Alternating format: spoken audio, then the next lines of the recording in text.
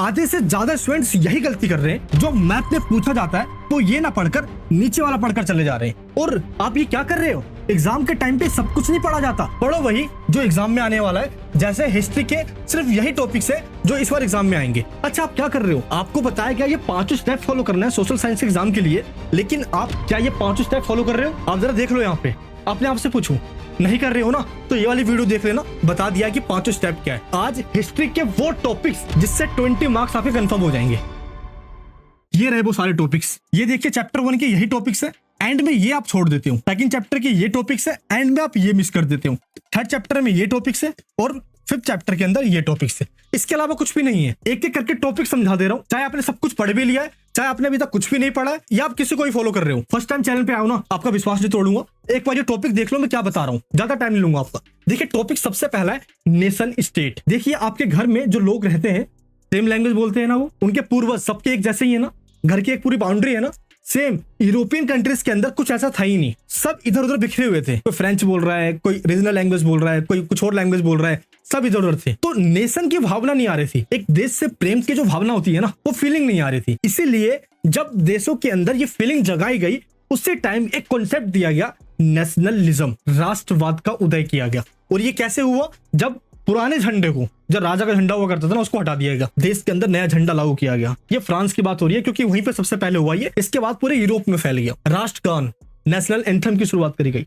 ये रहा English medium में नोट्स और ये रहा हिंदी मीडियम में नोट्स। इस नोट से डिट्टो क्वेश्चन आएंगे, मैं देने वाला हूँ, और जो भी समझाऊंगा हिंदी मीडियम में भी होगा और इंग्लिश मीडियम वाले स्टूडेंट्स के लिए होगा। बस पहले देख लो, एक लैंग्वेज, कॉमन लैंग्वेज की बात करी गई, एंड सेम हिस्ट्री। अगर ये सब कुछ है ना, तो समझ लो वो देश नेशन स्टेट है। तो पहले नेशन स्टेट नहीं हुआ करते थे, क्यों? पहले समझो इसको, तभी एग्जाम में लिख पाओगे आप। देखिए इंडिया से दूर आपको पहले फ्रांस आना होगा। पता है यूरोपियन कंट्रीज के अंदर ज्यादातर देशों में राजाओं का राज चल रहा था। राजा मतलब किंग, किंग रूल करते थे। तो उस टाइम पे देश से ऊपर राजा यानी किंग को माना जाता था। तो फ्रांस के अंदर लोग बहुत ज्यादा ही परेशान हो चुके थे राजा से, पर राजा को हटाना है। इसलिए 1789 में राजा को हटाने के लिए रेवोल्यूशन हुआ, जिसको फ्रेंच रेवोल्यूशन कहा गया। और जैसे ही फ्रांस में लुई 16 को हटाया गया, आस पड़ोस के देश जैसे ब्रिटेन हो गया, ऑस्ट्रिया हो गया, तो इन सब देशों के अंदर भी राजाओं का राज था। ये डर गए कि भाई जैसे फ्रांस के लोगों ने राजा को हटा दिया, कहीं हमारे देश के अंदर भी लोग जाग ना जाए और हमें ना हटा दे। इसीलिए पूरे यूरोपियन कंट्रीज के अंदर आपस में युद्ध होने लग गया। फ्रांस में, ऑस्ट्रियन हंगरी, ब्रिटेन में ये आपस में लड़ने लग गए। रूस भी इधर हो रहा गया। लेकिन एग्जाम में जो टॉपिक्स आने वाला है ना, वो सबसे पहला टॉपिक है, वो है कलेक्टिव आइडेंटिटी। आखिरकार फ्रेंच पीपल के अंदर कैसे वो नेशनलिज्म की फीलिंग जागी, तो ध्यान रखना, इसके मैं पॉइंट्स बताऊंगा। मैं हर टॉपिक्स में ये बता दूंगा कि टॉपिक घूमकर कैसे आ गया एग्जाम के अंदर और आंसर के पॉइंट्स कौन से हैं।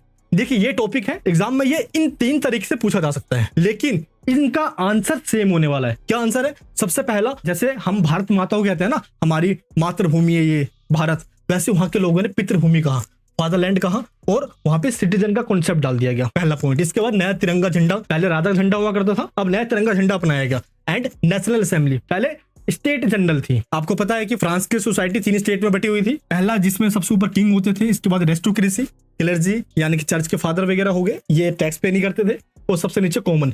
तो ये जो सिस्टम था ना, इसने पूरा रायता फैला रखा था। इसलिए स्टेट जनरल को खत्म करके नेशनल असेंबली बना दी गई। यहाँ पे सारी पावर लोगों के पास आने लग गई। समान कानून, इक्वल लॉज बनाया गया, equality before the law. That means सभी के लिए एक समान कानून हो, अमीर गरीब के लिए कोई अलग नहीं होगा। फ्रेंच लैंग्वेज को प्रमोट किया गया। मैंने आपको क्या बताया, पहले क्या हो रहा था, कुछ लोग रीजनल लैंग्वेज को, कुछ लोग कुछ और लैंग्वेज को, एक कॉमन लैंग्वेज नहीं थी। तो एक कॉमन लैंग्वेज के रूप में फ्रांस की भाषा फ्रेंच को अडॉप्ट किया गया, और पूरे देश के अंदर लोगों में एक फीलिंग आए कि हाँ फ्रांस हमारा देश है, और यहीं से नेशनलिज्म का राइज होता है। क्लियर है यहाँ तक? दूसरा टॉपिक आता है लिबरल नेशनलिज्म, लेकिन ये टॉपिक घूम कर आता है एग्जाम के अंदर। कैसे घूम कर आएगा ये देख लीजिए आप। इस तरीके से 3 क्वेश्चंस मैंने आपको यहाँ पे दिए, आप चेक कीजिए क्या अगर ये क्वेश्चन एग्जाम में आता है तो आप कर पाओगे।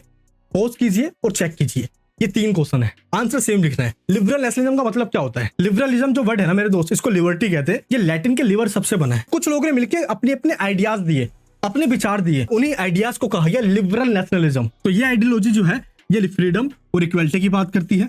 गवर्नमेंट बाय कंसेंट, सरकार बने लेकिन राजा ना हो, जनता वोट डाले फिर सरकार बने।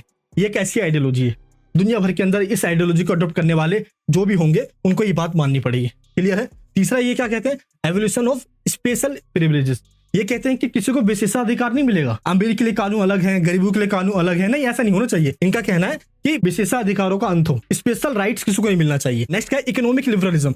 ये कहते हैं कि मार्केट में जिसका जो मन करे बेचने दो, सरकार रेस्ट्रिक्शन नहीं लगाएगी, रोक टोक नहीं लगाएगी, कानून नहीं बनाएगी, रोकेगी नहीं सरकार। नेक्स्ट है right to vote. Right to vote सभी के पास होनी चाहिए, लेकिन जिस टाइम पे ये कहा जा रहा था उस टाइम पे राइट टू वोट सिर्फ मेल के पास था, पुरुषों के पास था। वो भी वो जो प्रॉपर्टी ओनर्स है, जिनके पास खुद की जमीन थी, पैसे थे, वही वोट डाल सकते थे। महिलाओं को, स्लेव्स को इनसे दूर रखा गया था। लेकिन लिबरलिज्म आइडियोलॉजी ये बात कहती है, क्वेश्चन एग्जाम में इस तरह के छूट कर आएगा, ये आपको डिफाइन करना होगा। इसके बाद 1804 में नेपोलियन वहां का राजा बनता है और इसके ऊपर एक क्वेश्चन आता है। तो नेपोलियन जैसे ही राजा बनता है, ये कुछ अच्छे काम और कुछ बुरे काम भी करता है। अच्छे काम इसने क्या किए, इसने सबसे पहले प्रिविलेज खत्म कर दिए कि जो अमीर में जन्म हुआ है उसके लिए कानून अलग होंगे, गरीब के लिए अलग होंगे, नहीं, इसने खत्म कर दिया। एरिस्टोक्रेसी नहीं, ये सब नहीं होना चाहिए। इक्वालिटी बिफोर लॉ, कानून की नजरों में सब एक समान होंगे। विशेषाधिकार, प्रिविलेज खत्म कर दिया, यानी कि एंड ऑफ स्पेशल प्रिविलेज। भूदास्तव, सर्फडोम खत्म कर दिया, यानी किसानों को जो मजदूर बना के काम करवाया जाता था, ये सब खत्म। एंड इसके बाद यातायात, ट्रांसपोर्टेशन सिस्टम में सुधार किया गया जिससे कि ट्रेड एक्टिविटी सही से हो सके। लेकिन गंदे काम क्या किया इसने, नेपोलियन ने? सबसे पहला टैक्स को बढ़ा दिया, दूसरा सेंसरशिप लगा दिया। नेपोलियन के अगेंस्ट में कोई भी न्यूज़पेपर में, मीडिया में प्रिंट नहीं कर सकता था। तीसरा, जबरदस्ती भर्ती करवाई इसने बोला कि सेना में भर्ती करो फ्रांस के लोग, हम पूरे यूरोप को जीत लेंगे।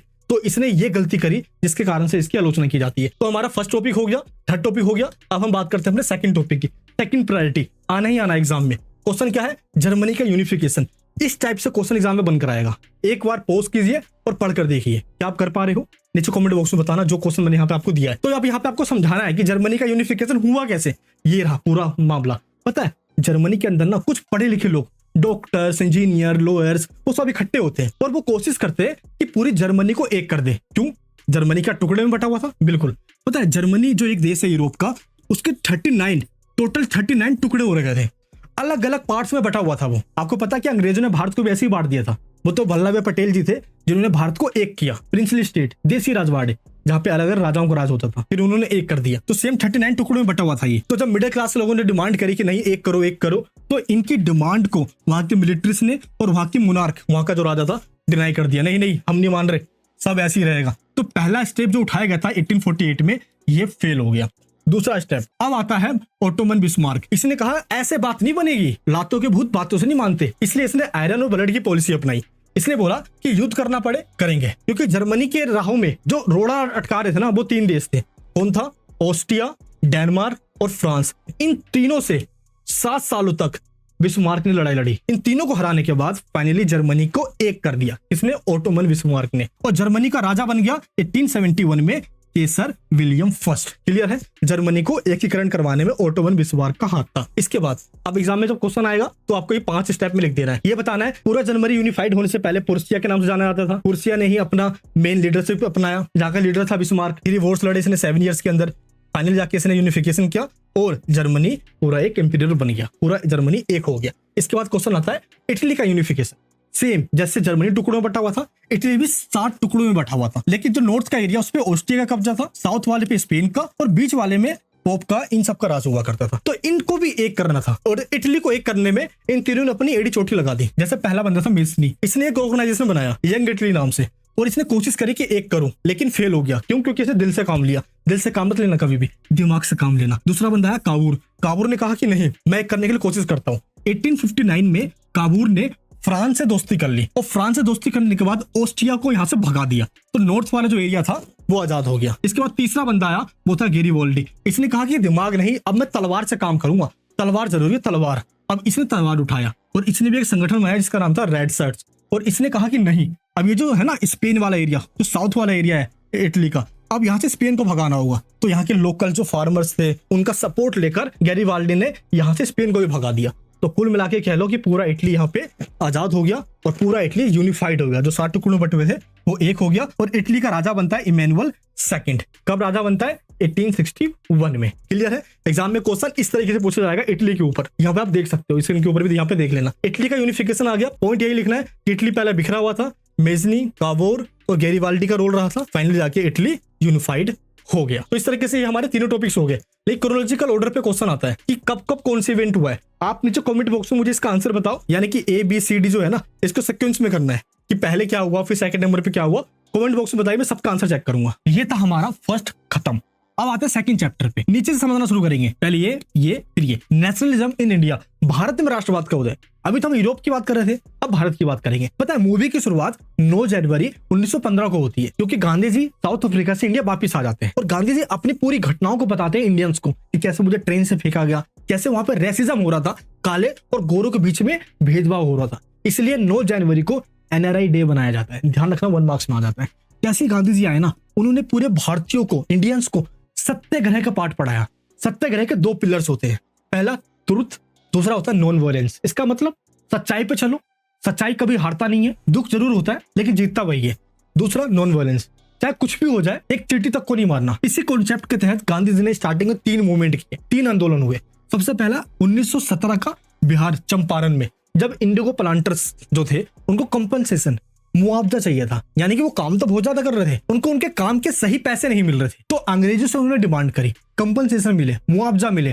प्लस पता इंडिगो की खेती में ना हाथ खराब हो जाती है, जमीनें खराब हो जाती है, 10-10 साल तक छोड़ दो ऐसा ही। तो वहां के जो फार्मर्स थे उन्होंने गांधी जी से बोला कि हमारी डिमांड करो, और गांधी जी की जीत हुई। इसके बाद 1917 में गुजरात के खेड़ा में प्लेग के कारण और क्रॉप्स के फेलियर के कारण पूरी जमीन पे क्रॉप्स हुआ ही नहीं, सब फेल हो गया। लेकिन अंग्रेजों ने टैक्स को माफ नहीं किया, तो गांधी जी खेड़ा आए और उनके टैक्स को माफी करवाने के लिए आंदोलन किया।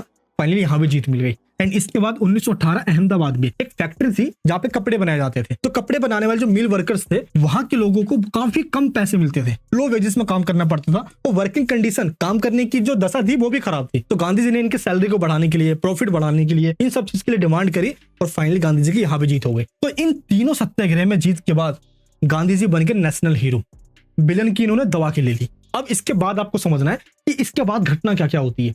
ये समझ में आ गया ना, तो अब जो टॉपिक बताने जा रहा हूं ये समझ में आ जाएगा। एग्जाम में वही डिट्टो आएंगे, लिख कर आ जाना है। देखिए सबसे पहले आपको समझना है 1919 में रोलेट एक्ट आया। अब रोलेट एक्ट क्या था? अंग्रेजों के द्वारा बनाया गया एक ऐसा ब्लैक लॉ जिसका कहना यह था कि डिटेंशन कर लो। दैट मीन्स किसी में भी डाउट होना कि ये अंग्रेजों के खिलाफ हो सकता है, अंग्रेजों को इससे खतरा हो सकता है, अंग्रेज उसको दबोचते थे और जेल में डाल देते थे। दैट मीन्स डिटेंशन, बिना किसी कार्रवाई के, बिना कोर्ट में ले जाए उसको जेल में डाल दो, इसलिए इसको ब्लैक लॉ कहा गया। तो रोलेट एक्ट का अपोज सभी भारतीयों ने किया और गांधी जी ने भी किया। तो 6 अप्रैल 1919 को हड़ताल किया गया, स्ट्राइक किया गया, प्रोटेस्ट किया गया। पंजाब के कुछ फेमस लीडर वो भी आए, और फाइनली अंग्रेजों ने डर से मार्शल लॉ लगा दिया। मार्शल लॉ का मतलब होता है कि कहीं पे भी 4 लोग इकट्ठे खड़े नहीं होंगे, अदरवाइज दबोच लिए जाओगे। और अंग्रेजों ने इसका फायदा उठाया। फायदा क्या उठाया? 10 अप्रैल 1919 को जो पंजाब के फेमस लीडर हैं टिचलू और डॉक्टर सत्यपाल, इन दोनों को ही अरेस्ट कर लिया। पंजाब के लोग और ज्यादा भड़क गए, अंग्रेजों तुम्हारी हिम्मत ये करोगे। और फाइनली गेम तो तब पलटा जब 13 अप्रैल आया। 13 अप्रैल को जलियांवाला एक बाग था, बैसाखी का मेला लगा हुआ था। रोलेट एक्ट के अपोज में इन दोनों को अरेस्ट भी कर लिया गया था। इनके भी अपोज में सभी लोग जलियांवाला बाग में इकट्ठा हुए थे। लेकिन हुआ क्या? डायर आया, उसने कुंडी लगवाई और ये कहा कि गोलियां चलाओ, गोलीबारी करो, और बंद दरवाजे में कई सारे लोग मारे गए। लगभग 500 लोग उसमें मारे गए थे। बगल में दोस्तों एक कुआं था बेल्जियम, इस कुएं में कई लोग कूद गए थे अपनी जान बचाने के लिए, और वहां पे आज भी गोली के निशान मिलते। ये था जलियांवाला हत्याकांड। इस हत्याकांड ने आग में घी डाल दी और लोग और ज्यादा भड़क गए। जैसे ये घटना हुई, इसके बाद क्या हुआ? ह्यूमिलिएशन। कई लोगों ने अपमान समझा, जैसे टैगोर जी, जिनको अंग्रेजों ने ही पहले टाइटल दिया हुआ था। टाइटल मतलब ये रिस्पेक्ट में दिया जाता था नाइटहुड की, इन्होंने वापिस कर दी, भाई हमें नहीं चाहिए अंग्रेजों का टाइटल। और फाइनली 13 मार्च 1940 को ये घटना हुई थी। 1919 को इसका बदला लिया गया। 1940 में उधम सिंह ने एक बंदूक, रिवॉल्वर ली, और जिस डायर ने ये आदेश दिया था गोली चलाने का, यही उधम सिंह ब्रिटेन गया, इंग्लैंड गया, तो जनरल डायर के सीने पे गोली मार के छन्नी छन्नी कर दिया, यानी कि जनरल डायर वहीं ढेर हो गया, मर गया। 1940 में इसका बदला उधम सिंह ने लिया। उधम सिंह को सैल्यूट है। चलिए, तो ये था हमारा पूरे टॉपिक का बेस। ये आपको इंट्रोडक्शन में लिखना ही पड़ेगा, चाहे क्वेश्चन कोई सा भी है। अब आपको क्या करना है? पहले ये फिर ये समझना है, टॉपिक डायरेक्ट उठ कर आ जाएगा। तो ये हमारा पहला topic, the science of collective belonging. इसका क्या मतलब है? देखिए, इसमें आपको ये बताना है कि भारत के अंदर भी कैसे लोगों को जगाया गया। जैसे यूरोप के अंदर जगाया गया था ना, नेशनलिज्म की भावना पैदा करी गई कि देश से प्रेम करो। एक लैंग्वेज लाया गया वहां पे, फ्रेंच लैंग्वेज को प्रमोट करके देश के कॉमन झंडे को प्रमोट किया गया। सेम इंडिया के अंदर भी किया गया। पहला 3 कलर का एक झंडा, 3 कलर झंडा प्रमोट किया गया। दूसरा भारत माता का कॉन्सेप्ट लाया गया। हमने अपने देश को माँ माना, जैसे माँ हमें जन्म देती है, माँ हमें पाल पोस के बड़ा करती है, माँ हमारा ख्याल रखती है। सेम इंडियंस होने के नाते ये हमारा फर्ज बना कि हम अपनी माँ का ध्यान रखें, जिससे कि फीलिंग जगे लोगों के अंदर, और यही फीलिंग जगेगी तभी लोग खड़े होंगे अंग्रेजों के खिलाफ। एंड इसके बाद वंदे मातरम, बंकिम चंद्र चटर्जी ने ये इसलिए लिखा ताकि लोग जब ये गाए तो उनके अंदर नेशनलिज्म की फीलिंग जाग जाए एंड पेट्रोलिज्म, देशभक्ति की भावना हो और एकता, हिंदू हो, मुस्लिम हो, सिख हो, ईसाई हो, चाहे किसी भी धर्म के लोग हो, उनके अंदर यूनिटी आए जब भी वो वंदे मातरम गाए। तो नेशनल सिंबल्स और रिचुअल्स जो थे, ये पहला रीजन बना लोगों के अंदर नेशनल फीलिंग को जगाने का। तो नेशनल फीलिंग सिर्फ इससे नहीं जगा, इसके बाद हिस्ट्री और कुछ फोल्कलोर से। इसका क्या मतलब है? लोगों को ये बताया कि हमारा इतिहास काफी गौरवशाली रहा है, महान राजा रहे। तो गांव-गांव तक जाकर उन लोगों को लेजेंड्स की कहानी बताई गई कि हमारे देश में एक टाइम पे इतने महान राजा रहे, अशोक रहे, इनकी कहानी बताई गई, चाहे वो शिवाजी महाराज थे, संभाजी महाराज थे। लोग इससे जगे, अच्छा हमारा इतिहास काफी ज्यादा महान रहा है। फोक टेल्स, लोक कथाएं, गांव में घर घर जाके लोकगीत, मतलब जिससे पब्लिक जुड़े आपस में। और जब लोगों ने गर्व करना शुरू किया ना कि हमारा इतिहास जब ऐसा रहा है तो अब हम भी लड़ेंगे, अंग्रेजों से लड़ेंगे, तो लोगों को प्राइड फील हुआ एंड हेरिटेज, हमारे पूर्वज के जो साथ हुआ है वो हम सब के लिए एक जैसा है। जैसे लोगों को ये फील हुआ, कॉमन हेरिटेज, लोगों के अंदर नेशनलिज्म की फीलिंग जाग गई। अंग्रेजों को घर से भगाना है, भारत से भगाना है। इसके बाद क्या हुआ? आइडिया ऑफ नेशन आ गया। नेशन का मतलब कि अब हमें अपने देश से प्रेम करना है। इसके लिए मदरलैंड का कॉन्सेप्ट आया, भारत माता, जॉइंट फैमिली का कॉन्सेप्ट आया, भारत के पूरे लोग एक परिवार की तरह है। यहीं से नेशन का कॉन्सेप्ट आ गया। लोगों की आइडेंटिटी क्या बन गई? पहले लोग बोलते थे कि मैं इस जाति का हूँ, मैं इस कास्ट का हूँ, मैं इस एरिया का रहने वाला हूँ। नहीं, अब लोग ये भूल कर उन्होंने कहा हमारी आइडेंटिटी है इंडियंस की, मैं भारत का हूँ, मैं भारतीय हूँ, मैं भारत का रहने वाला हूँ। और सभी ने अपने आप को एक पूरा कम्युनिटी माना, यानी कि लोग जाति धर्म से ऊपर उठकर एक हुए और अंग्रेजों के खिलाफ लड़ने के लिए आ गए। क्योंकि सबसे बड़ी बात है कॉमन स्ट्रगल। स्टार्टिंग में अंग्रेज सबको उतना ही परेशान कर रहे थे, ऐसा नहीं किसी को ज्यादा किसी को कम, तो सबके साथ एक जैसा ही व्यवहार हो रहा था। तो जैसे एक्सप्लोटेशन हुआ तो सबके साथ हुआ, अंग्रेजों ने दबाया तो सबको एक जैसा दबाया, कई सारे ऐसे कानून बनाकर।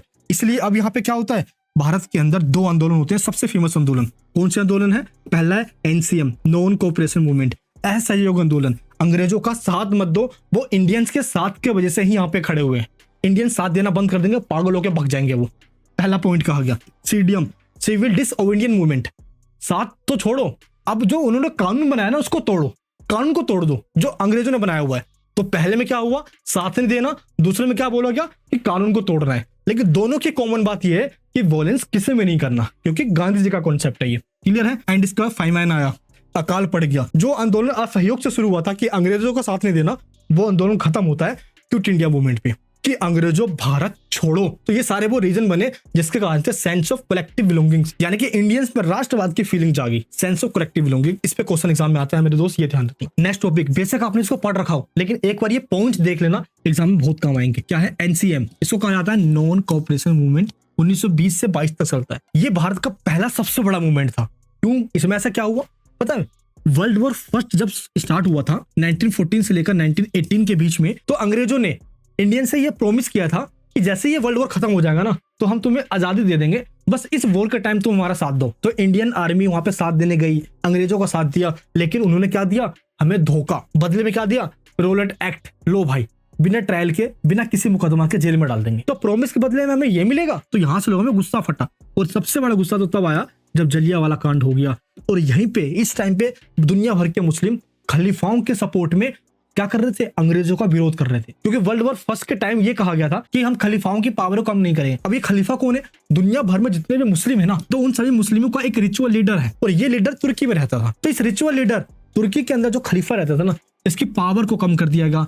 तुर्की जैसे ही हारा, क्योंकि जर्मनी का इसने सपोर्ट किया था, अंग्रेजों ने तुर्की को बांट दिया, टुकड़ों में बांट के उस पर कब्जा कर लिया। तो सभी मुस्लिमों को यह लगा कि अंग्रेजों ने हमारे खलीफाओं को डिसरिस्पेक्ट किया है, इसका बदला हम लेंगे। इसलिए खलीफा मूवमेंट भी चल रहा था, यानी कि अंग्रेजों के खिलाफ सारे मुस्लिम आंदोलन कर रहे थे। और इसलिए गांधी जी ने कहा कि अंग्रेजों के खिलाफ भी मुस्लिम भी हैं और हिंदू लोग भी हैं। तो हिंदू और मुस्लिमों को एक साथ लाकर गांधी जी ने नॉन कोऑपरेशन मूवमेंट की शुरुआत करी। इसकी शुरुआत से पहले गांधी जी ने अपनी बुक हिंद स्वराज में कहा था कि अंग्रेजों का अगर हम साथ नहीं देंगे ना, तो वैसे ही वो कमजोर हो जाएंगे, अपने आप भाग जाएंगे। इसलिए एक थ्योरी बनी कोऑपरेशन थ्योरी, जिसका मतलब था कि साथ मत दो, जैसे साथ नहीं दोगे सब ठीक हो जाएगा। और नॉन कोऑपरेशन मूवमेंट शुरू कैसे हुआ?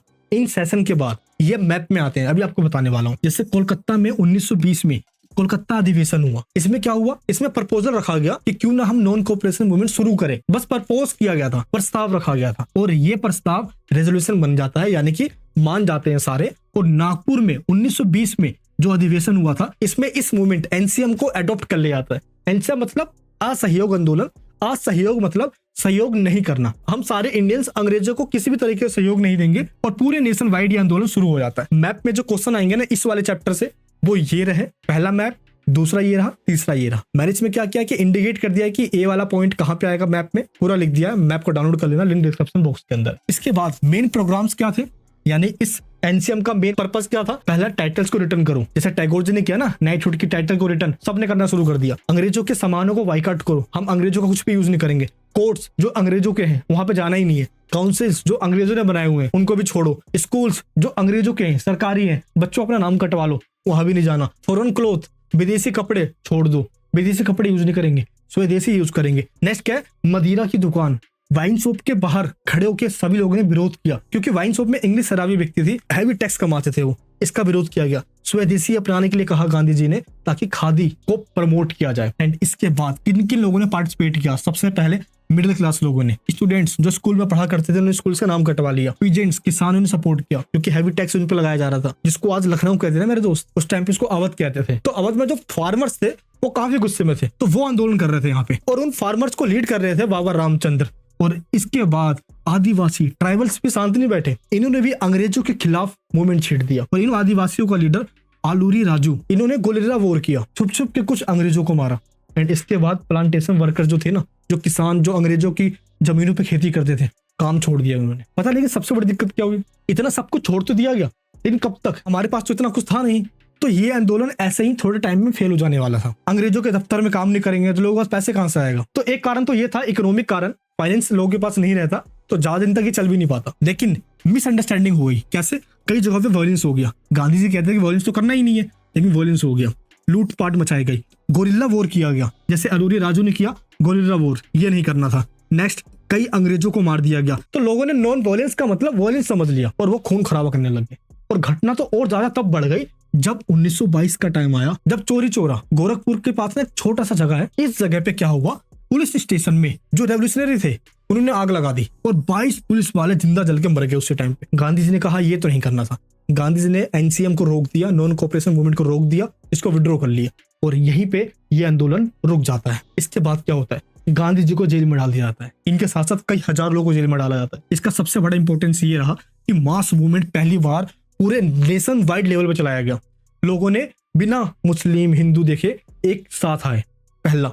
दूसरा क्या हुआ, ऑल इंडिया चला, यूनिटी यहाँ पे देखी, स्वराज की मांग करी। ध्यान रखना, इंडियंस की सबसे बड़ी डिमांड थी पूर्ण स्वराज, हमें चाहिए पूरी आजादी। इकोनॉमिक इंपैक्ट ये पड़ा कि हमने ये कह दिया अंग्रेजों से कि भारत से बाहर किसी भी देश का माल इंडिया में नहीं आएगा, तो इंपोर्ट काफी हद तक कम हो गया था। इंडियन स्टूडेंट्स के लिए काशी विद्यापीठ बनाया गया, लोग वहां जाने लग गए। जामिया मिलिया बनाया गया, लोग वहां जाने लग गए। तो कहीं ना कहीं ये इसका काफी इंपॉर्टेंस रहा, ये इंपॉर्टेंट पॉइंट है। इसके बाद हम समझते हैं सिविल डिसओबीडियंस मूवमेंट यानी कि सीडीएम। तो सीडीएम की शुरुआत कैसे हुई, सिविल डिसओबीडियंस मूवमेंट की? आपको इसमें यह बताना है कि इसको नमक मार्च भी कहा जाता है और सविनय अवज्ञा आंदोलन भी कहा जाता है। ये सभी को मिलकर अंग्रेजों के द्वारा बनाए गए कानूनों को अवज्ञा करना है, डिसओबे करना है, उसको मानना ही नहीं है। कैसे, देखिए इसकी शुरुआत कैसे हुई आपको ये बता रहा है। देखो, अंग्रेजों ने ना भारतीयों की प्रॉब्लम को समझने के लिए, सॉल्व करने के लिए साइमन कमीशन को भेजा। इसमें टोटल 7 मेंबर थे, सातों को सातों अंग्रेज थे।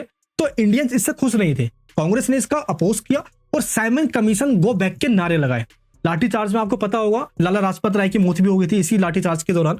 और इसमें अंग्रेजों ने यह कहा कि हम ना तुम्हें डोमिनियन स्टेटस देंगे। अब ये डोमिनियन स्टेटस देने की बात सबसे पहले कही किसने, इरविन ने। इसका मतलब क्या होता है, इसका मतलब होता है आजादी, लेकिन पूरे तरीके से आजादी नहीं, कहीं कहीं पे तुम्हें पावर दे देंगे, भाई तुम छोटे मोटे काम ये कर लो। अंग्रेजों के द्वारा जैसे ये कहा गया, कांग्रेस इससे भी खुश नहीं। ये क्या मतलब है, तुम हमें लॉलीपॉप दे रहे हो। तो ये जो इरविन का ऑफर था डोमिनियन स्टेटस का, इसको हमने डिनाई कर दिया, रिजेक्ट कर दिया। और इसी टाइम पे हमने कहा कि हमें चाहिए पूर्ण स्वराज। 1929 के लाहौर सेशन के अंदर पूर्ण स्वराज की मांग करी गई और पहली बार हमने अपना इंडिपेंडेंस डे भी सेलिब्रेट कर लिया इसी टाइम पे। ग्रेट डिप्रेशन आया इसके बाद, दैट मींस पूरी दुनिया के अंदर महामंदी आ गई थी। क्यों आई थी, 1929 में अमेरिका का पूरा सिस्टम चरमरा गया था। ऐसा क्या हुआ था मेरे दोस्त, इस टाइम पता क्या हुआ, अमेरिका के अंदर कई लोगों ने बैंक से पैसा लेके, लोन लेकर शेयर मार्केट में लगा रखा था और उनका पैसा पूरा डूब गया, जैसे शेयर नीचे चली गई। पैसा डूबने के बाद पूरा बैंक खत्म हो गया, लोन सब डूब गया, मार्केट पूरा खत्म हो गया, दुनिया भर के अंदर लोग बेरोजगार हो गए। इसका इंपैक्ट इंडिया पे भी पड़ा। क्या इंपैक्ट पड़ा, ये जो भारत के किसान थे ना मेरे दोस्त, अब वो लगान भरने के लायक नहीं रहे थे। अंग्रेज उन लगान, उन टैक्स को माफ भी नहीं कर रहे थे और इसी कारण से गांधी जी ने अंग्रेजों से टोटल 11 मांगे रखी। 11 डिमांड्स इसको कहा जाता है। इसमें क्या क्या डिमांड था कि भाई टैक्स खत्म करो जो तुमने नमक सोल्ट पे लगा रखा है, प्लस जो फार्मर्स के ऊपर तुमने लगान लगा रखा है ना उसको कम करो, ये खत्म करो या तो कम करो। लेकिन अगर इन 11 डिमांड्स को पूरा नहीं किया गया तो हम शुरू कर देंगे आंदोलन। और अंग्रेजों ने नहीं माना और जैसे उन्होंने रिजेक्ट किया शुरू हो जाता है क्या CDM, that mean civil disobedience movement. Same जो गांधी जी की आइडियोलॉजी है कि बिना वायलेंस के क्या करना है। 12 मार्च 1930 को ये शुरू हुआ, साबरमती आश्रम से दांडी मार्च निकाला गया और ये छोटा मोटा रास्ता नहीं था मेरे दोस्त, 240 मील तक चला गया। गांधी जी अकेले नहीं थे इसमें, टोटल 78 उनके साथ वॉलंटियर्स थे। नॉन वायलेंस का पाठ पढ़ते हुए गांधी जी ने डिसिप्लिन के साथ इस मूवमेंट को चालू कर दिया और यहीं से सिविल डिसओबीडियंस मूवमेंट की शुरुआत हो जाती है। इसका पहला पर्पस था सोल्ट लॉ जो बनाया हुआ था अंग्रेजों ने, नमक कानून, उसको तोड़ना। इस कानून का मतलब क्या था? इस कानून का मतलब यह था कि अंग्रेजों ने अपनी मोनोपोली बना ली थी कि भाई जो नमक बनाएंगे ना वो सिर्फ अंग्रेज बनाएंगे और बेचेंगे भी अंग्रेज। गांधी जी ने कहा कि ये नहीं होना चाहिए। गांधी जी ने खुद समुद्र से पानी निकाला, उबाला और नमक बना दिया। और यही सबसे बड़ा कारण था कि ये पूरा एक्ट गांधी जी का एक सिंबल बन गया नमक कानून को तोड़ने का, इसलिए इसको सिंबॉलिक एक्ट कहा गया। इसके बाद शुरू होता है सिविल डिसओबीडियंस, यानी कि सभी नागरिकों को कहा गया कि शांतिपूर्वक तरीके से अंग्रेजों के द्वारा जो बनाए गए कानून है एक एक करके तोड़ना शुरू कर दो, डिसओबे करो, मत मानो उसको। क्या तरीके अपनाए गए? पहला तरीका अपनाया गया लॉ वायलेशन, लॉ को मत मानो, बॉयकॉट करो, पिकेटिंग करो। पिकेटिंग मतलब जो वाइन शॉप होती है ना, दारू की दुकान, वाइन शॉप, उसके आगे खड़े हो जाओ, बाहर खड़े हो जाओ और उसका अपोज करो, उसका विरोध करो। लोगों ने फॉरेस्ट लॉ को भी नहीं माना, टैक्स पे करने से मना कर दिया। एंड प्रभावत फेरी, इसका मतलब क्या होता है? सुबह सुबह देशभक्ति के गीत गाकर लोगों ने जुलूस निकाले और कई जगह पे लोगों ने पैरेलल गवर्नमेंट बना लिया। इंडियंस लोगों ने कहा भाई यहाँ तो हमारी सरकार चलेगी, यानी पैरेलल गवर्नमेंट, अंग्रेजों की चले या ना चले हमारी जरूर चलेगी। और ये तरीका अपनाकर भारतीय लोगों ने अंग्रेजों की नींव तक हिला दी। लेकिन इस पूरे एक्शन का रिएक्शन क्या दिया अंग्रेजों ने, यहाँ पे आपको ये बताना है। पहला लाठीचार्ज किया गया, फायरिंग की गई, मास लेवल पे अरेस्ट किया गया। गांधी जी के साथ साथ 1 लाख लोगों को पूरा अरेस्ट कर लिया गया। और इसके बाद गांधी इरविन एक्ट होता है 5 मार्च 1931 को। एग्जाम में ये आता है, ध्यान रखना, मैं स्टार लगा देता हूँ इसमें। इसमें क्या हुआ? इसमें यह कहा गया इरविन के द्वारा कि देखो ये जो तुम चला रहे हो ना आंदोलन, इसको खत्म करो, इसको फटाफट रोको। गांधी जी ने बोला ठीक है भाई, रोक देता हूँ इसको। लेकिन भाई मेरी बात तो सुन, जितने भी लोगों को तूने अरेस्ट किया हुआ है 1 लाख लोगों को उनको छोड़, पहले उनको छोड़ा गया। पॉलिटिकल अरेस्ट जिनको किया गया था। दूसरा, नमक बनाने का अधिकार दे दिया गया भाई, ठीक है, पूरी नींव हिल गई थी। एंड राउंड टेबल मीटिंग के लिए गांधी जी को इनवाइट किया गया कि भाई इंग्लैंड आओ, वहां पे मुद्दा सुनेंगे कि इंडियंस की प्रॉब्लम क्या है। गांधी जी नहीं गए, फर्स्ट मीटिंग में नहीं गए, जितना चला गया। दूसरे में गांधी जी गए लेकिन बात नहीं बनी। तीसरे में गांधी जी गए ही नहीं। तीनों मीटिंग के अंदर बात नहीं बनी, मामला फेल हो गया। लेकिन अंग्रेजों ने कहा था कि अब हम दमन नहीं करेंगे, अब हम दमन नहीं करेंगे। लेकिन इसका पूरा आउटकम क्या निकला, इसमें आपको ये बताना है कि पॉलिटिकल रूप से लोग अवेयर हो गए, लोगों में क्रेज आ गया, मास लेवल पे लोगों ने पार्टिसिपेट किया, हिंदू, मुस्लिम, सिख, ईसाई सब लोग एक साथ आ गए थे इस टाइम पे। लेकिन दिक्कत क्या हुई? Negotiation need. अंग्रेजों को ये महसूस होने लग गया कि अब इंडियंस को साथ लिए बिना हम इंडियंस की प्रॉब्लम सोल्व भी नहीं कर सकते। जैसे ही उनको ये फील हुआ ना मेरे दोस्त, यहां से मुद्दा शुरू हो जाता है कॉन्स्टिट्यूशनल सॉल्यूशन का। संविधान बनेगा तभी सॉल्व हो सकता है। और इसके बाद आपको पता होगा 1935 में पहली बार संविधान बनाने का जो प्रोसेस है वो शुरू हो जाता है। तो ये हमारा पूरा मूवमेंट था, पहला टॉपिक, दूसरा भी, तीसरा भी पूरा कंप्लीट हो गया हमारा। चौथा मैप आता है इसके अंदर। मैप में क्या क्या आता है ये आप देख सकते हो अपने स्क्रीन के ऊपर। यही टॉपिक आएगा, इससे बाहर कुछ भी नहीं, मैंने इंडिकेट कर दिया है, इसको डाउनलोड कर लेना। तो 2 चैप्टर हमने बिल्कुल इजीली समझ लिया है, दोनों चैप्टर्स के नोट्स ये रहे। तीसरा चैप्टर अच्छे से समझना, ये बहुत ज्यादा इंपॉर्टेंट है। इसमें भी ये 3 टॉपिक इंपॉर्टेंट है, एक एक करके तीनों सीक्वेंस में समझेंगे। सबसे पहले आपको ये समझना है कि मॉडर्न वर्ल्ड शुरू होने से पहले की घटना है ये, इसलिए इसका नाम है pre modern world. That means modernity की शुरुआत हुई थी 17-18 सेंचुरी में। तो इससे पहले के टाइम पीरियड में जो जो घटना हुई है, यानी कि सन 1400-1500 के आसपास की पूरी कहानी है। तो सबसे पहला टॉपिक है सिल्क रूट के बारे में, और क्वेश्चन भी एग्जाम में इसी के ऊपर आता है। देखिए 3 तरीके से क्वेश्चन पूछा जा सकता है इस वाले टॉपिक से, ये आप देख ही सकते हो। अगर इन तीनों में से किसी भी तरीके से क्वेश्चन पूछ ले, आंसर सेम होगा जो मैं आपको अब बताने जा रहा हूँ। सबसे पहले आपको समझना ये रेशम मार्ग, जिसको सिल्क रूट कहा जाता है, क्या है इसका मतलब? देखिए एक ऐसा रोड जो 3 कॉन्टिनेंट को आपस में जोड़ता है, जिससे ट्रेड किया जा सकता हो। कैसे? देखिए एशिया, यूरोपियन कंट्रीज और अफ्रीका, इन तीनों को आपस में जोड़ता है। और यहाँ से सिर्फ सामान नहीं, ट्रेड नहीं, इसके अलावा जब लोग जाया करते थे तो अपने वो कल्चर को लेके जाते थे, अपने रिलीजन, अपने आइडियाज को लेके जाते थे। तो यहीं से आइडियाज का स्प्रेड होता था। व्यापार और कल्चर का आदान प्रदान यहीं से होना शुरू होता है। तो सिल्क रूट बहुत ज्यादा इंपॉर्टेंट है। आप इस मैप में देखिए कैसे इस तरीके से चाइना से रेशम, सिल्क का ट्रेड होता था मिडिल ईस्ट कंट्रीज के अंदर। भारत से मसालों का, स्पाइसेस का ट्रेड हुआ करता था, और ये चीज पूरे एशियन कंट्रीज, अफ्रीकन कंट्रीज और यहाँ से निकल के देखिए वेस्टर्न कंट्री में जा रहा है। इसलिए सिल्क रूट का बहुत ज्यादा इंपॉर्टेंट था। चाइना से सिल्क, भारत से स्पाइसेस, और गोल्ड कहाँ से? रोम से। The spread of Buddhism, Islam and Christianity यहीं से हुआ। सिल्क रूट ने सिर्फ ट्रेड नहीं करवाया, यहाँ से रिलीजन का भी स्प्रेड हुआ, ये ध्यान रखना है आपको। एंड कई सारी टेक्नोलॉजी और आर्ट, तकनीक और कला का भी आदान प्रदान सिल्क रूट से हुआ है। तो सिल्क रूट किस लिए जरूरी है? व्यापार के लिए, प्लस इन तीनों चीजों के लिए। ये पॉइंट आपको पता होना चाहिए। हिंदी मीडियम वाले हिंदी में देखते रहे, इंग्लिश मीडियम वाले इंग्लिश में देखते रहे। अगर ये पॉइंट आपके फिंगर के टिप्स पे याद हो गया ना मेरे दोस्त, एग्जाम में एक भी चीज छूटेगा नहीं। टीचर बस यही की पॉइंट देखेंगे जो मैंने यहाँ पे लिखा है। अच्छा, अमेरिका कब कॉन्टेक्ट में आया इस ट्रेड एक्टिविटी के? पता है, 1492 में। स्पेन का एक बंदा था जिसमें बहुत चुल थी, उसका नाम था कोलंबस।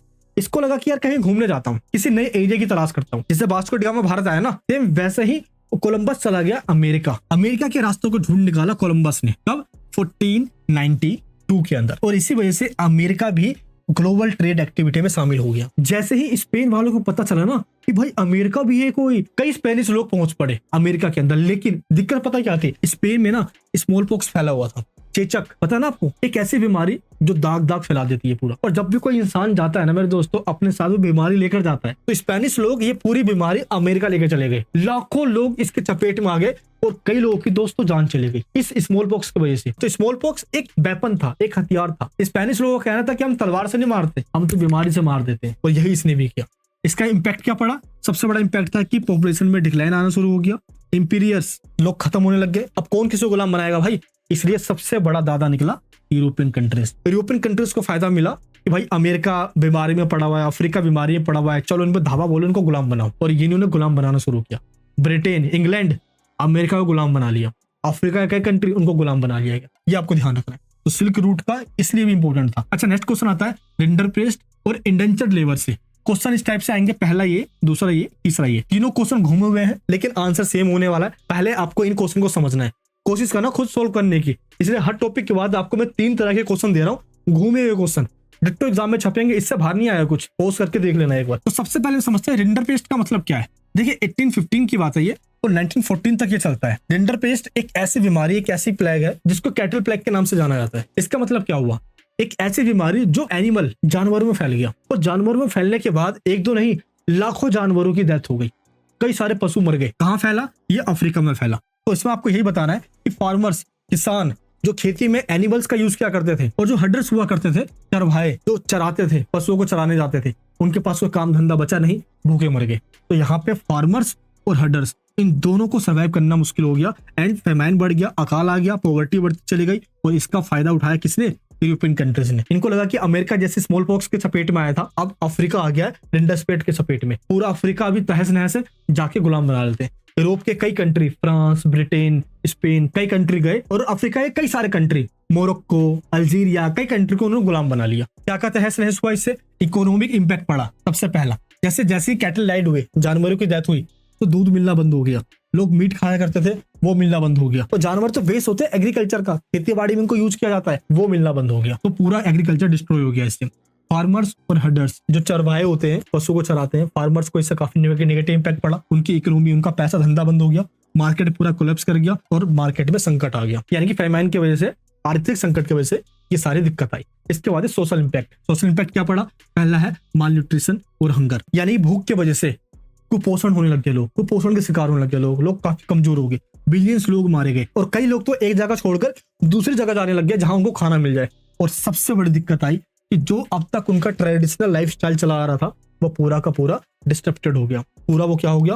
पूरी परंपरा उनकी टूट गई, क्योंकि एक बीमारी ने सब तहस नहस कर दिया। इसका फायदा उठाया यूरोपियन कंट्रीज ने। उनको लगा कि अफ्रीका पूरा बीमार है, इस टाइम पे कब्जा कर लेते हैं। क्लियर है? नेक्स्ट क्वेश्चन है इंडेंचर लेबर पे। गिरमिटिया मजदूरी कहा जाता है इसको। पता है भारत के अंदर लेबर काफी सस्ती हुआ करती थी, तो 5 साल के एग्रीमेंट पे, कितने साल के?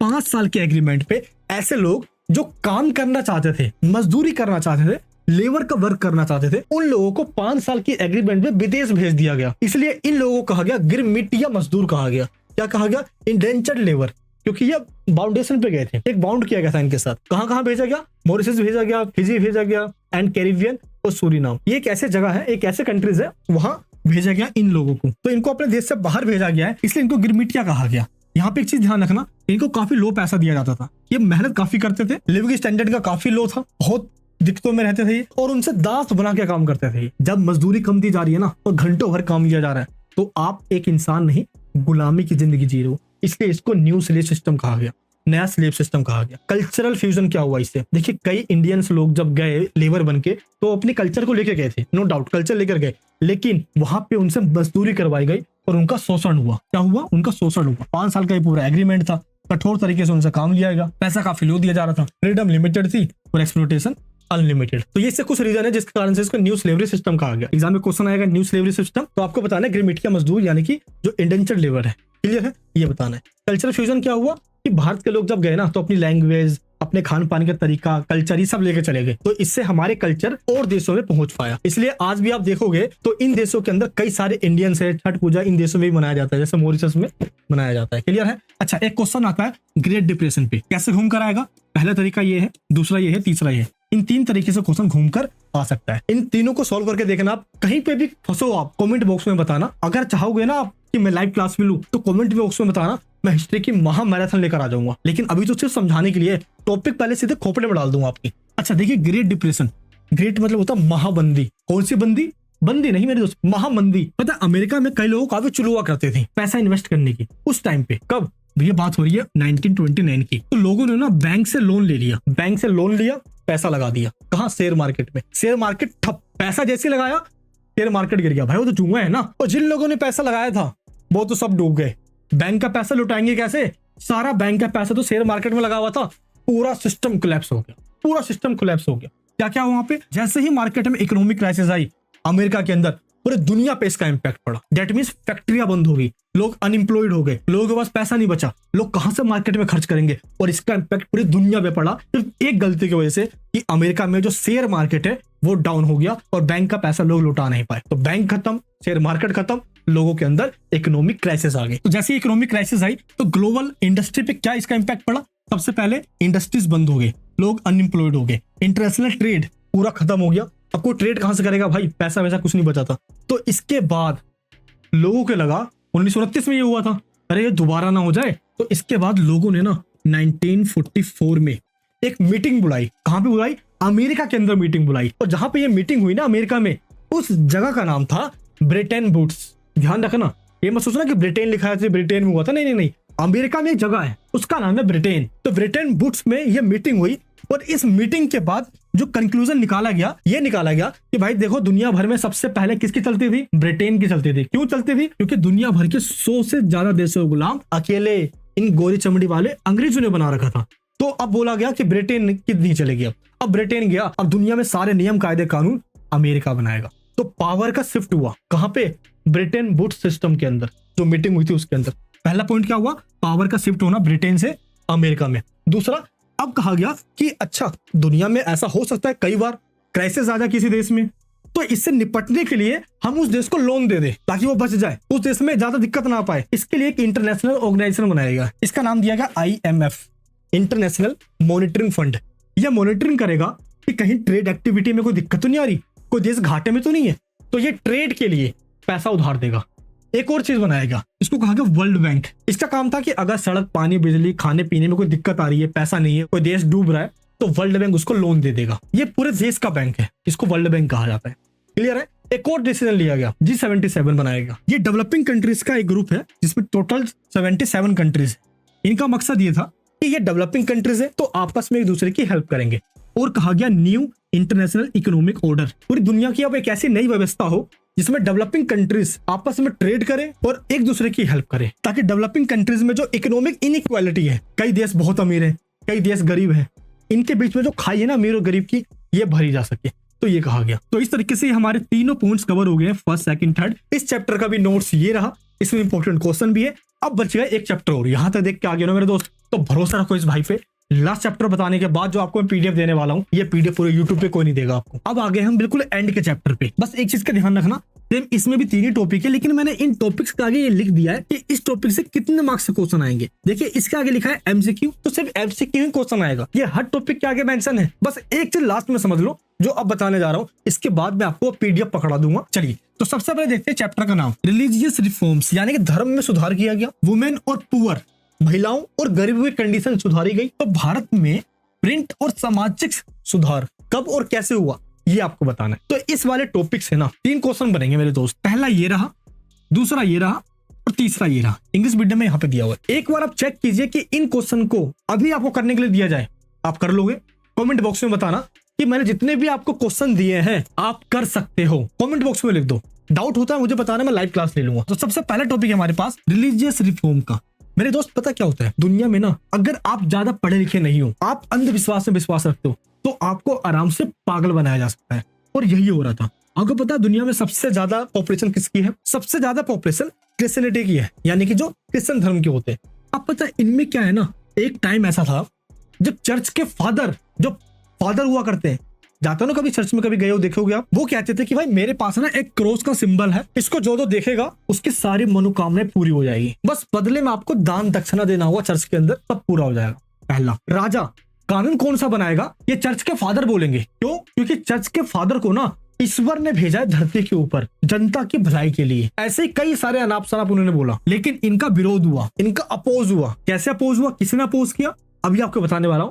वो है मार्टिन लूथर किंग। इससे पहले ये जान लीजिए सोशल रिफॉर्म की शुरुआत यूरोप से ही हो गई थी, जब धर्म में सुधार किया गया। इंडिया की बारी आई तो सती प्रैक्टिस, सती प्रथा को बंद करवाना, राजा राम मोहन राय 1829, ध्यान रखना मेरे दोस्त, बहुत इंपॉर्टेंट है। बाल विवाह को रोक लगाना। पहले क्या होता था, बच्चे में उनकी शादी करती जा रही है 8 साल 10 साल 12 साल में। अगर आज भी ऐसा होता है मेरे दोस्त, तो आज आप सब बाल बच्चे वाले होते हैं। ध्यान रखना 4-4 बच्चे होते हैं आपके। तो सोसाइटी कुछ इवल्स प्रैक्टिस थी, इनको खत्म किया गया। इन सुधारों में राजा राम मोहन राय हो गए, ज्योतिबा फुले, इन्होंने कई सारे अपने कंट्रीब्यूशन दिए। यही आपको बताना है। मुस्लिम सोसाइटी में फतवे निकाले गए, उर्दू में धार्मिक किताबें छपने लग गई थी, अलग अलग आइडियोलॉजी का इमर्ज हुआ। और सबसे बड़ी बात ये हुई मेरे दोस्त की पढ़ने की ललक ना, पढ़ने की आदत वुमेन में आनी शुरू हो गई। पहले महिलाओं को पढ़ाई लिखाई से दूर रखा जाता था, लेकिन अब महिलाओं ने मॉडर्न टाइम में अपनी इच्छा दिखाई। उनकी भी इच्छा हुई कि हमें भी पढ़ना है, क्योंकि प्रिंटिंग की शुरुआत जैसी हुई, अभी बताऊंगा कैसे शुरुआत हुई। इसका फायदा वुमेन को मिला, वो एजुकेट होने लग गई, कई सारी मैगजीन छपी। और इसके बाद सिर्फ वुमेन अब घरेलू डोमेस्टिक लाइफ में नहीं, वो अपने राइट्स के लिए डिमांड कर सकती थी। लेकिन ये प्रिंटिंग की शुरुआत हुई कैसे, कहां से हुई? इससे पहले आपको ये देखना पड़ेगा कि पितृसत्ता, जब महिला मेरे दोस्तों पढ़ लिख गई ना, तो उन्होंने सबसे पहले अपोज किया पेट्रियार्की सिस्टम का। एक ऐसा सिस्टम जिसमें पापा, घर के जो पिता होते हैं ना, उनकी प्रॉपर्टी पे सिर्फ बेटों का अधिकार होगा, वुमेन यानी बेटियों का अधिकार नहीं होगा, फीमेल का नहीं होगा। तो इस वाले प्रैक्टिस को खत्म करने की बात कही गई कि भाई पेट्रियार्की सिस्टम खत्म होना चाहिए, सोसाइटी मेल डोमिनेंस है हमारी। विडो रीमैरिज शुरू करो। कोई महिला विधवा हो गई है तो उसको नसूम माना जाता था कि भाई ये नहीं, ये ठीक नहीं है, उससे कोई शादी नहीं करता था।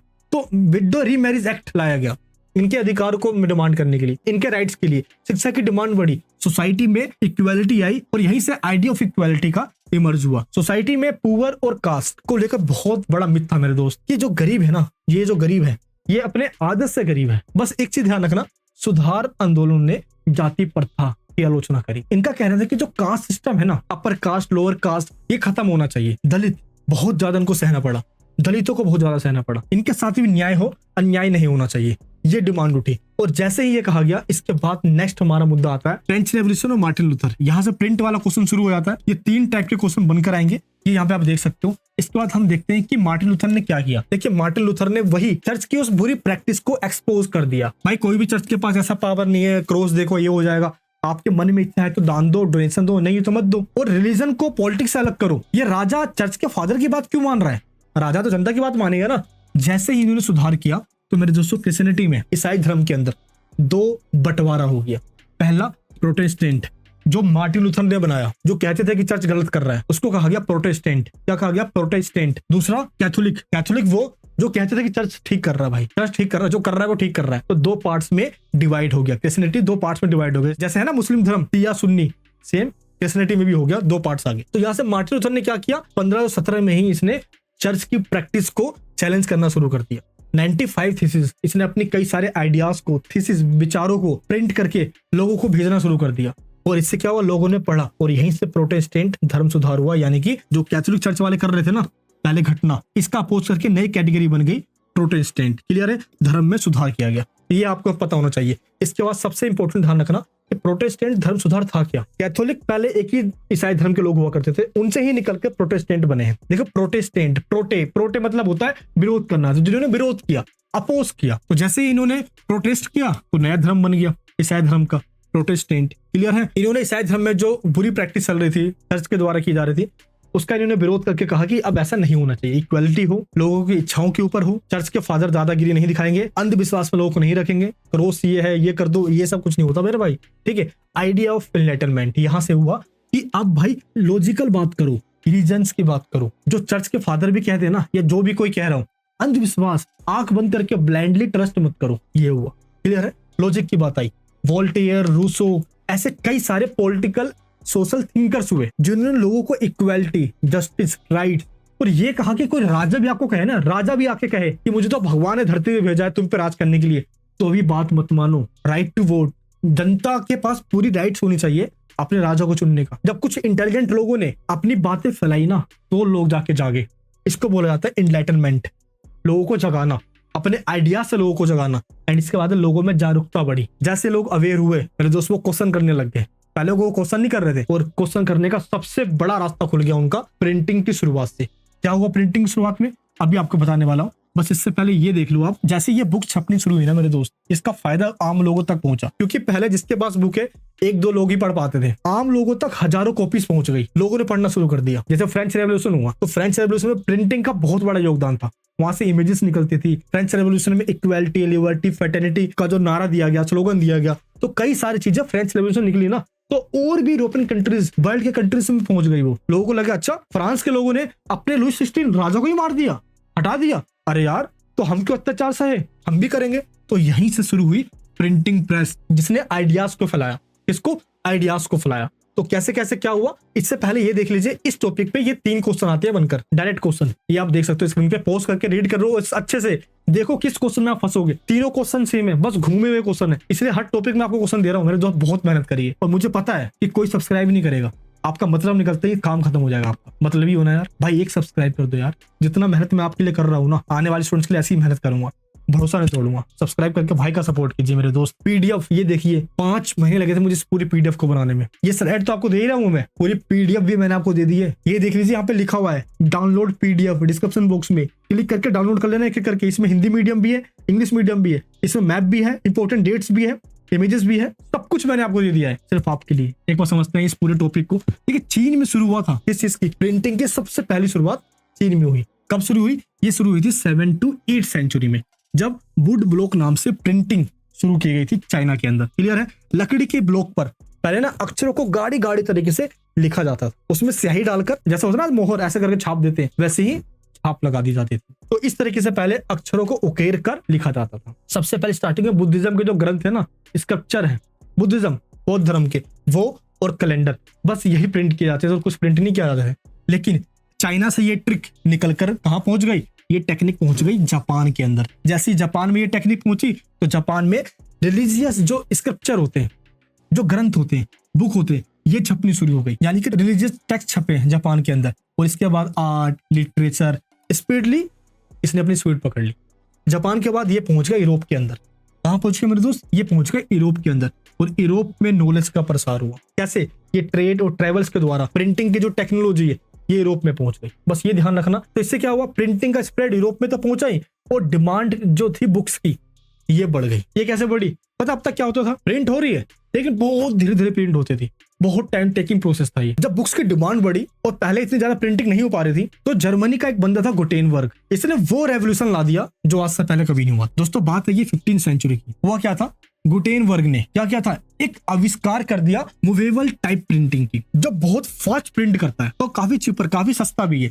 पहले प्रिंटिंग काफी महंगी हुआ करती थी, तो अब इससे आम लोगों तक किताबें पहुंचने लग गई, बुक्स आम लोगों तक पहुंचने लगे। तो सबसे पहले 1455 में गुटेनबर्ग के द्वारा क्या किया गया? बाइबल को प्रिंट किया गया। बाइबल, पहले बाइबल ना फादर के पास हुआ करता था, चर्च के फादर जो कहते थे लोगों को मानना पड़ता था। अब बाइबल प्रिंट हो गई है, अब तो घर घर तक बाइबल पहुंच गया है, अब सब खुद पढ़ सकते हैं। अब फादर के फादर बन गए भाई, वो अब कोई पागल ही बना सकता उनको। ये हुआ स्प्रेड ऑफ नॉलेज बहुत तेजी से हुआ, और प्रिंटिंग रेवोल्यूशन यहीं से शुरू हुआ यूरोप के अंदर, जैसे ही गुटेनबर्ग ने ये अपनी रेवोल्यूशन लाई। तो सबसे पहले चाइना में शुरू हुआ प्रिंटिंग, पहले इस तरीके से उकेर के किया जाता था, फिर जापान पहुंचा, फिर यहीं से फिर यूरोप पहुंचा, और गुटेनबर्ग ने इसी से एक छोटी सी मशीन बनाई, और इसी मशीन से प्रिंटिंग और तेजी से होने लग गई। ये पूरा सिलेबस हमारा दोस्त यहाँ पे खत्म हो जाता है। मैंने आपको बताया सिर्फ वही टॉपिक्स जो एग्जाम के लिए इंपॉर्टेंट है। पूरा चैप्टर एग्जाम के टाइम मत पढ़ो, बस यही टॉपिक जो मैंने बताया। एक बार इस पीडीएफ को डाउनलोड करो, रीड करो, और अच्छे से कॉन्सेप्ट समझ लो। अगर आप कहोगे कि आप लाइव क्लासेस ले लो, एक मैराथन क्लास जिसमें कंप्लीट सिलेबस हो, तो आपके डिमांड पे मैं पूरी लाइव क्लास लेकर आऊंगा जिसमें और भी ज्यादा क्वेश्चन आंसर की प्रैक्टिस करवाऊंगा। चाहते हो आप कमेंट बॉक्स में कमेंट कर दो लाइव क्लास, मैं समझ जाऊंगा कि आप चाहते हो। मिलूंगा नेक्स्ट वीडियो में, प्यार सपोर्ट बनाए रखना। वीडियो कैसे लगी, एक चीज इस वीडियो के बारे में एक लाइन कमेंट बॉक्स में बताना कि कैसे लगी। जय हिंद, जय भारत।